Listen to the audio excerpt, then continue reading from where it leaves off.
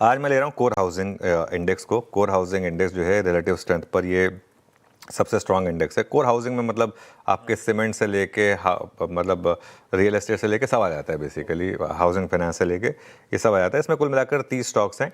एक 10 महीने की ट्रेंड लाइन रेजिस्टेंस से एक आउट परफॉर्मेंस है। इसका सबसे स्ट्रॉन्ग स्टॉक है ग्रासिम। ग्रासिम में सीमेंट भी है, पेंट भी है, और अगर मार्केट का जायज़ा सही है तो आगे जाकर एक क्रॉम्पटन कंज्यूमर भी बाय करने वाले हैं।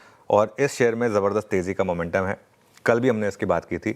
7 हफ्ते से हायर हाइज और हायर लोज बन रहे हैं यहाँ पर। 22 महीने के राइजिंग चैनल का ब्रेकआउट है।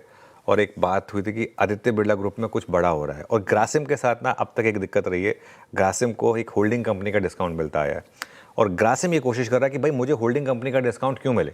मेरा विस्कोस फाइबर का एक शानदार बिजनेस है, मेरा पेंट्स का एक शानदार बिजनेस है, आगे जाकर मैं और बिजनेस अगर लेने वाला हूँ तो मुझे होल्डिंग कंपनी का डिस्काउंट नहीं मिलना चाहिए।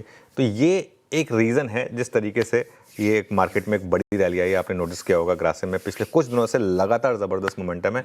और ये रैली जो है ना, ये फंडामेंटल है।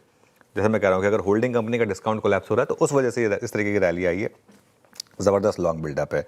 इसी स्पेस से मतलब हाउसिंग स्पेस से दूसरा स्टॉक है केईआई इंडस्ट्रीज। अच्छा, केईआई में आपको याद होगा वो जो इनकम टैक्स वाला मामला आया था, उसकी वजह से एक गिरावट आई थी बड़ी, लेकिन उसके बाद उसने एक पर्टिकुलर सपोर्ट से आकर डिफेंड किया उसको, और उसके बाद लगातार हायर हाइज और हायर लोज हैं।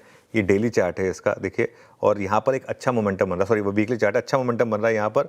और कमज़ोर बाजार में भी ऑलमोस्ट ऑल टाइम हाई पर है स्टॉक। बहुत वॉलेटाइल स्टॉक है, लेकिन इस चीज़ को ध्यान रखिएगा, बहुत ज़्यादा वॉलेटाइल और बहुत ज़्यादा, अगर आप का ब्लड प्रेशर बढ़ाने वाला स्टॉक है, इस चीज़ को ध्यान रखिएगा। लेकिन एक मूव्स अच्छे आ रहे हैं यहाँ पर, ठीक है।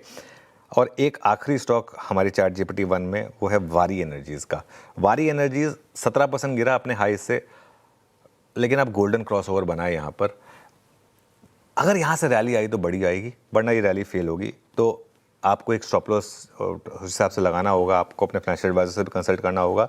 लेकिन 200 डे मूविंग एवरेज को 50 डे मूविंग एवरेज क्रॉस कर रहा है, और 50 डे मूविंग एवरेज इंक्लाइनिंग है। तो एक सेंस बन रही है कि वहाँ तक तो जा सकते हैं हम। बाकी तो खैर आप अपने फाइनेंशियल एडवाइजर से पूछेगा। और हाँ, 9 बजे हम लेकर आएंगे चार्ट जीपीटी 2। स्टैंडर्ड डिस्क्लेमर, जैसे मैं कह रहा हूँ, अगर आप ट्रेड ले रहे हैं इनमें से कोई भी, तो एक बार अपने एडवाइजर की राय ले लीजिएगा।